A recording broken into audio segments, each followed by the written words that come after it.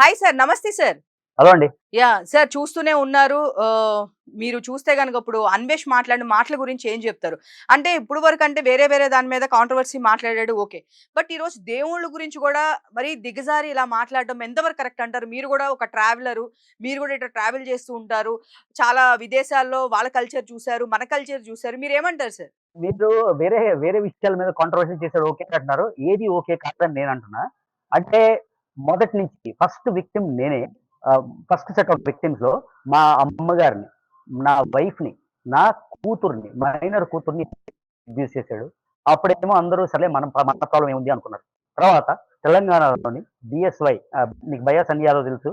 వాళ్ళ మదర్‌ని, ఇమ్రాన్ భాయ్ వాళ్ళ మదర్‌ని హిందూ లేదు, ముస్లిం లేదు, క్రిస్టియన్ లేదు. ప్రతి ఒక్కడిని లకారాలతోని, బూతులతోని అడ్రెస్ చేసిన సమాజం పట్టించుకోలేదు.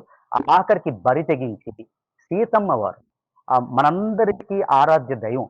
ఓకే. 120 మంది కోట్ల సనాతన హిందువులకి తల్లితో సమానం. ఆవిడ్ని ఎంత ఘోరంగా మాట్లాడాడంటే, మళ్ళీ ఆ విజువల్‌లో ఒక పుచ్చకాయ వాటర్ మెలన్ పెట్టుకొని దానికి ఒక కన్నం పెట్టి, పక్కన దోసకాయ పెట్టి, అంటే మీరు ఊహించలేని విధంగా సీతామాతని కించపరచడం, ఏం మాటలు చెప్పాలో కూడా నాకు అర్థం కాదు. అసలు ఎందుకు సార్? ఎందుకిలా ప్రతిసారి ఇంతేనా? అంటే ఇప్పుడు వరకు అందరిని అన్నారు. మనుషుల్ని అనడం అనేది ఒక స్టేజ్ వరకు ఓకే అని అనుకోవచ్చు. బట్ దేవుళ్ళ వరకు అనడం ఏంటి? ఇప్పుడు తను చూస్తే గనక తన సబ్‌స్క్రైబర్స్ కూడా ఇప్పటికి ఒక 1,00,000 మంది తగ్గిపోయారు. అంటే ఇప్పుడు రియలైజ్ అవుతున్నారంటారా? లేదండి. వాడికి రియలైజేషన్ లేదు. 3.5 ఏళ్ల నుంచి ఎన్నో సార్లు కాంట్రోవర్సీ అయింది. ప్రతిసారి అనేయడం మాటలు, వచ్చి సారీ చెప్పాడు. మనేయడం, సారీ చెప్పాడు. మెయిన్ అడ్వాంటేజ్ ఏంటంటే, నేను ఫారెన్ దేశాల్లో ఉన్నాను. ఇండియా వాళ్ళు ఎవరు పీకలేరని దృఢ నమ్మకం. వేరే వాళ్ళ ద్వారా వాడు చెప్పేదేంటంటే నన్ను ఎవడేం పీకలేడు. నేను అబ్రాడ్‌లో ఉన్నానని. సో, ప్రతి స్టేజ్‌లోని బరి తెగించేస్తారు కదా! ఒక లెవెల్ తర్వాత ఇంకా లెవెల్‌తోని, ఇంకా లెవెల్‌తోని ఎవడు ఏం చేయలేకపోతున్నాడు, ఎవడు ఏం పీకలేకపోతున్నాడు అన్న దృఢ విశ్వాసంతో ఆఖరికి ఒక లెవెల్, ఒక మెట్టెక్కేసి ఆఖరికి దేవతల్ని, దేవుళ్ళని కూడా తిడుతున్నాడు. ఇంకా కొన్ని రోజులయిపోతే మళ్ళీ మీరు వీడియో చూసారో లేదో నా వీడియో, ఒక 14 ఏళ్ల అమ్మాయిని రేప్ చేశాను అని కూడా అడ్మిట్ చేశాడు. అంటే ఎంత కండకావరం ఉంటే ఒక పోస్కో చట్టం ఆహ్, అప్లై అయ్యి ఒక మైనర్ బాలికని రేప్ చేశానని చెప్తున్నాడు. అంటే ఎవడు ఏం చేయలేడు, ఎవడు ఏం పీకలేడు, నేనెక్కడో దూరం ఉన్నానన్న కాన్ఫిడెన్స్. అది. అది మ్యాటర్. సో, 'ద్రౌపది' గురించి, 'సీతాదేవి' గురించి, మన పురాణాల గురించి ఇప్పుడు మీరు మన బయట కల్చర్ వాళ్ళు ఎంతో దీనిగా కృష్ణుడి గురించి మన దానిలో చేంజ్ అయ్యి మరి వచ్చి ఇక్కడ పూజలు చేస్తున్నారు. ఎంతోమంది నమ్మకంతో మన దగ్గరకొచ్చి దేవుళ్ళని మొక్కుంటున్నారు. అలాంటిది మనం వేరే దేశాలకు వెళ్లి ఇలాగ చేయడము అంటే అక్కడికెళ్లి ఎవరు ఏం చేయలేరనా? లేదు అంటే గనక పోలీసులు ఏం చేయలేరనా? ఆయన నమ్మకం ఏంటండి? ఎగ్జాక్ట్‌గా అండి. అదే ఆడికి ఓవర్ కాన్ఫిడెన్స్ ఏంటంటే ఎవ్వడు ఏమి పీకలేడు అని. నేను అందుకే ఇవాళ యూట్యూబ్ వీడియో చేసి మన సీఎం గారిని, తెలంగాణ సీఎం గారిని, సజ్జనార్ గారిని, డిప్యూటీ సీఎం గారిని అందరిని అడ్రెస్ చేసి, ఆంధ్రప్రదేశ్ బీజేపీ ప్రెసిడెంట్ మాధవ్ గారిని అందరిని అడ్రెస్ చేసి ఈ విషయం గురించి మాట్లాడాను. ఎలాగ అంటే అంటే ఒక యూట్యూబ్ వీడియో చేశాను. అది రీచ్ అవుతదో లేదో నాకు తెలీదు. నాకున్న పరిధిలో చాలా మందిని నేను కాంటాక్ట్ అవుతున్నాను. వాడి పాస్‌పోర్ట్‌ని ఆపిస్తే ఎందుకంటే 3 ఏళ్ల నుంచి పరారీలో ఉన్నాడు. తర్వాత వాడి మీద ఎన్నో ఔట్‌స్టాండింగ్ ఎఫ్ఐఆర్‌లు ఉన్నా కూడా వేరే దేశంలోని పాస్‌పోర్ట్ రెన్యూ చేసుకుంటున్నాడు. ఎలా చేసుకుంటున్నాడు? లంచంతో చేసుకుంటున్నాడా? ఇంకేమైనా కాంట్రాక్ట్‌తో చేసుకుంటున్నాడా నాకు తెలీదు. సో, ఆంధ్రప్రదేశ్ గవర్నమెంట్‌కి సిన్సియారిటీ ఉంటే డెఫినిట్‌గా పాస్‌పోర్ట్‌ని క్యాన్సెల్ చేసేసి ఇండియాకి రప్పిస్తే ఆడి మీద యాక్షన్ తీసుకోవాలి. ఎందుకంటే ఇక్కడ ఒక తల్లి గురించి కాదు మాట్లాడింది. 120,00,00,000 హిందువుల తల్లి గురించి మాట్లాడుతున్నాడు. ఇంకా అన్ని లెవెల్స్ దాటేసాడు. అసలు ఎంత వరకు ఇది అసలకి ఎట్లా అంటే ఎవరు ఏం చేయలేరనే ఇదంటారు గదా! బాగా అలుసుగా అయిపోయింది. చూసుకుంటే గనక ఇలాగా సవాలు విసిరిన వాళ్ళు చాలా మంది పోలీసులు ఎవరిని వదలలేదండి. రీసెంట్‌గా చూసుకుంటే ఐబొమ్మ రవి ఏం చేస్తారు అని చెప్పి దీని కింద మాట్లాడారు. ఈడెక్కడో పరారీలో ఉన్నాడు గదా!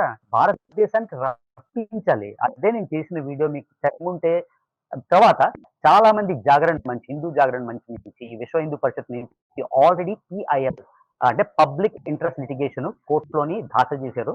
దాని మీద పోలీస్ స్టేషన్‌కి తీసుకెళ్తే ఎఫ్ఐఆర్ అవుతది. ఇలాగ 4, 5 ఎఫ్ఐఆర్‌లయితే వాడి యూట్యూబ్ ఛానెల్‌నే క్లోజ్ చేసేయొచ్చండి. క్లోజ్ చేస్తే దిక్కు దివాణం లేనోడు కాబట్టి, చదువు లేనోడు కాబట్టి మళ్ళీ ఏ భారతదేశాన్నయితే కించపరుస్తున్నాడో, ఏ భారతదేశాన్నయితే తూలునాడుతున్నాడో ఇక్కడికే రావాల్సొస్తది కొద్ది రోజులు. సో, ఆడవాళ్ళ గురించి అతను ఇప్పుడు వాళ్ళ ఫ్యామిలీతో ఉండట్లేదు కాబట్టి, లేదా తనకి డైవర్స్ అయినియి అని, ఒక్క దీని గురించి ఇంత ఆడవాళ్ళందరి గురించి ఇలా మాట్లాడుతున్నాడని చెప్పి అనుకోవచ్చా? లేదా తన మానసిక పరిస్థితి సరిగ్గా లేదా? అసలు దేనికి ఎవరిని చూసినా కూడా అందరిని ఇలానే బూతులు లేకోకుండా తను మాట్లాడడం అనేది లేని పరిస్థితి ఉంది. ఏమనంటే నేను క్షమాపణ చెప్తున్నాను అని చెప్పి ఇందాక కూడా ఏదో ఒక వీడియో పెట్టారు. నేను అనుకుంటున్నానండి, ఆయన మానసిక పరిస్థితి బాలేదు. ఫ్రస్ట్రేషన్ అంటే పెళ్లి కాలేదు. ఫ్యామిలీతో ఉండలేని ఇప్పుడు మనకి పరిస్థితి బాలేదనుకోండి. మనం ఏం చేస్తాం? వారం రోజుల తర్వాత మన ఇంటికెళ్ళి, మన పెళ్ళాం పిల్లలతోనో, లేకపోతే మన పెట్స్‌తోనో స్పెండ్ చేస్తాం. ఆడు 3.5 ఏళ్ల నుంచి రోడ్డు మీద తిరుగుతున్నాడు. ఎందుకంటే భారతదేశంలో వస్తే చాలా ఘోరాలు జరుగుతాయని. ఎందుకంటే వాడు అబ్యూజ్ చేసిన చెయ్యని మతం లేదు. అబ్యూజ్ చేయని పెద్ద మనిషి లేడు. అందరిని సీఎంల నుంచి, ఎక్స్ సీఎంల నుంచి అందరిని అబ్యూజ్ చేసేసాడు. సో భారతదేశం వస్తే ప్రాబ్లమ్ అని ఫ్రస్ట్రేషన్‌తో బయటున్నాడు. ఆ బయట బతకడంతో మెంటల్‌గా డిరేంజ్డ్ అయిపోయాడు.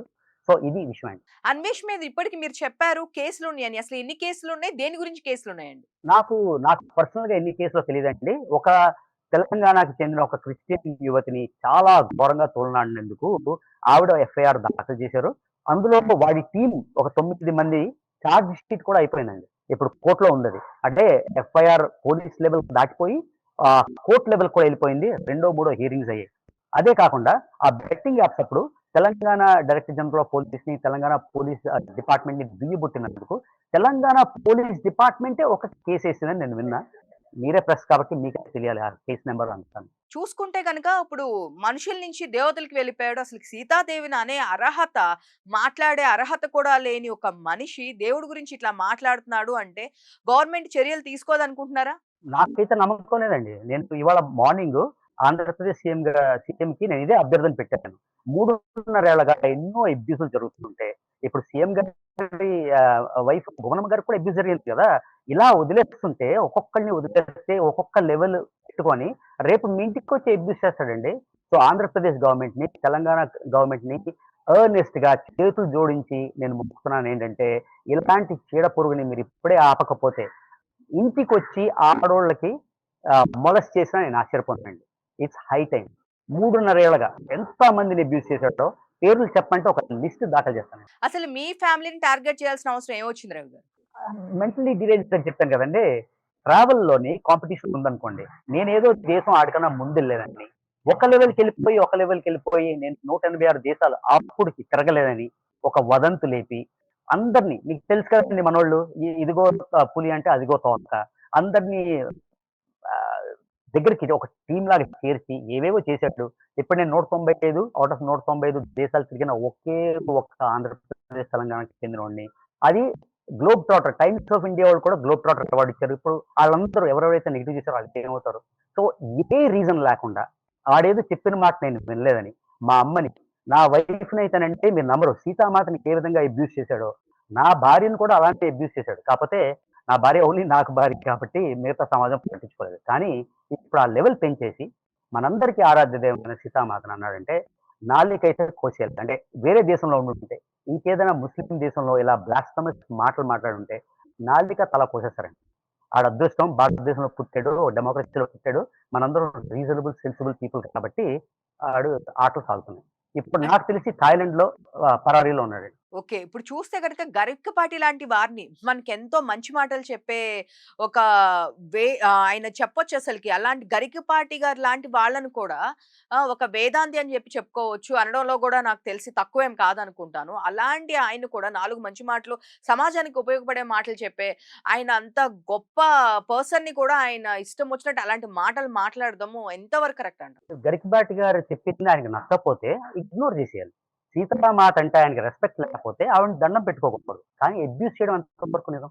ఇప్పుడు మీరు నాకు నచ్చలేదండి. మీ ఛానెల్ నేను చూడను. అంతేగాని నేనొచ్చి మిమ్మల్ని అబ్యూజ్ చేయడంలో దానికేమైనా లాజిక్ ఉందా? సో గరికపాటి గారు చెప్తారు ఎన్నో. మహానుభావుడు, పెద్దాయన మనందరికీ ఎన్నో చెప్తారు. అలాంటి పెద్దోళ్ళని, సనాతన ధర్మాన్ని కాపాడుతున్న మహా విద్వాంసుల్ని ఆయనకి నచ్చకపోవచ్చు. నచ్చకపోతే నోరు మూసుకొని పక్కకెళ్ళిపోవాలి. అబ్యూజ్ చేయడం ఏంటండి? ఇది మీరు చూసారంటే ఒక ప్లాటింగ్ చూసారంటే ముస్లిమ్స్‌ని దుయ్యబట్టాడు. ముస్లిం ఆర్గనైజేషన్‌ని తిట్టాడు. క్రిస్టియన్స్‌ని దుయ్యబట్టాడు. పాస్టర్‌ని తిట్టాడు. చర్చ్‌ని తిట్టాడు. ఇప్పుడు హిందువుని. సో బేసిక్‌గా నేను ఏం చెప్తానంటే వాడికి మెంటల్ ఇష్యూ. మెంటల్లీ డీరేంజ్డ్. ఆ తర్వాత ఎవ్వడు ఏం చేయలేడన్న అహంభావం. సో ఇప్పుడు గాని Telangana and Andhra police departments, law courts ఈయన్ని కంట్రోల్ చేయకపోతే ఇంకా ఎక్కడికో వెళ్ళిపోతాడు. ఇది నా 100% సిన్సియర్ ఒపీనియన్. ఏదో నన్ను అబ్యూస్ చేసాడని నాకు అబ్యూస్ చేసింది 3.5 ఏళ్ల బ్యాక్ అండి. అది ఇంకా నేను నర్స్ చేసుకోవట్లేదు, గ్రడ్జ్ చేసుకోవట్లేదు. We moved on. కానీ ఈ ప్యాటర్న్ అయితే చూసానన్నమాట. ఈ ప్యాటర్న్ కంటిన్యూయస్‌గా ఉంది కాబట్టి వీడిని ఆపకపోతే ఇంకా రాష్ట్రాలు భ్రష్టు పట్టిపోతాయి. ఆడు చేసిన విషయాలు థాయిలాండ్‌లో ఒక ప్రాస్టిట్యూషన్ యాప్‌ని ప్రమోట్ చేసి ఆంధ్రప్రదేశ్, తెలంగాణ యూత్‌కి నాకు కాల్ చేయండి నేను సెట్ చేస్తాను.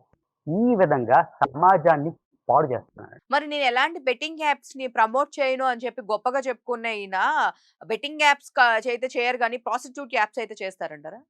బట్ బెట్టింగ్ యాప్ చేస్తే చేసినోడికే ప్రాబ్లమ్ అండి. ప్రాస్టిట్యూషన్ యాప్ చేసి సొసైటీని మీరు మీరు చూడండి వీడియో క్లిప్‌లు మీకు కావాలంటే పంపిస్తాను. ఎవరో పెద్ద పెద్దోళ్ళకి కాల్ చేసి రూ. 300కి ఎలాంటి డ్రగ్స్ దొరుకుతాయి?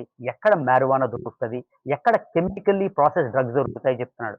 సో బెట్టింగ్ యాప్స్ చేయడు. చాలా బాగుంది. కానీ సమాజాన్ని ఆడ స్త్రీని ఒక అంగడి బొమ్మగా ఉండేదానికి మాత్రం ప్రోత్సహిస్తాడు. అది ఓకే. డ్రగ్స్ సరఫరా చేస్తాడు ఓకే.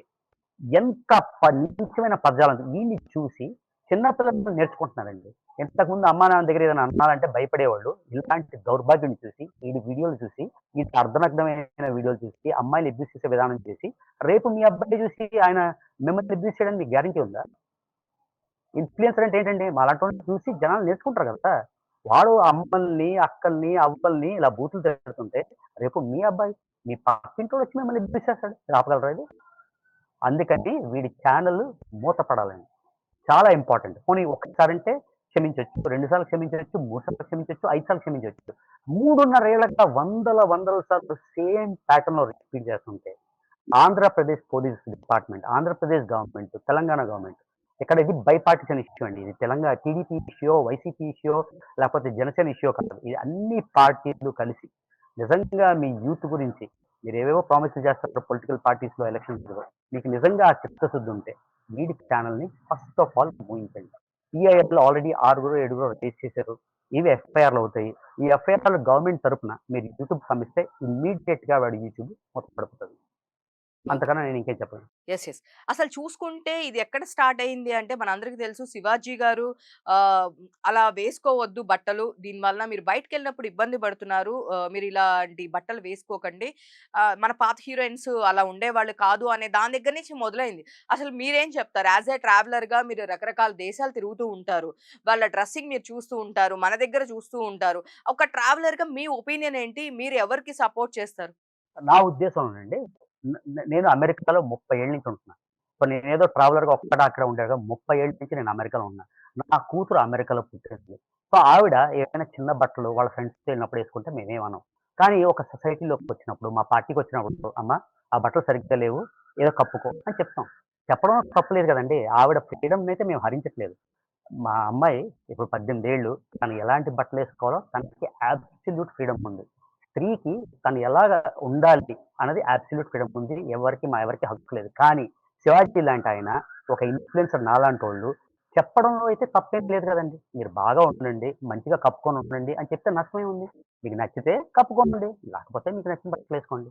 సో శివాజీ గారు చెప్పిన దానిలో నాకైతే పర్సనల్‌గా తప్పనిపించలేదు. ఎందుకంటే నేను మా అమ్మాయి ఫ్రెండ్స్‌కి ఇలానే చెప్తుంటా. మోడెస్ట్‌గా డ్రెస్ ఏసుకోండి అని. కానీ లేదు మేమేసుకుంటాం. చిన్న నిక్కర్ ఏసుకొని తిరుగుతాం అంటే అది వాళ్ళ స్వేచ్ఛ. మేమైతే స్వేచ్ఛని హరించట్లేదు. సో ఈ విషయంలో అయితే నేను శివాజీ గారితోని ఆయన వాడిన 1, 2 పదజాలం తప్పైనా కూడా ఆ భావం అయితే నాకు సో, అంటే ఇప్పుడు ఇలాంటి బట్టలేసుకోవడం వల్లనే బయట ఇలాంటి అఘాయిత్యాలు జరుగుతున్నాయి అని జెప్పేసి అంటున్నారు. దాన్ని ఎంతవరకు మీరంటారు? సమర్థిస్తారు?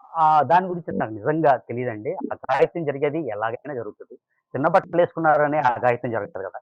చిన్న బట్టలేసుకున్న, పెద్ద బట్టలేసుకున్న ఇలాంటి ఇన్‌ఫ్లుయెన్సర్స్ ప్రభావితం అయ్యి యువత అఘాయిత్యాలు జరుగుతాయి. ఓన్లీ బట్టల వల్ల అయితే అఘాయిత్యాలు జరిగాయని నేనైతే అనుకోను. థాంక్ యూ అండి. Thank you so much. Thank you for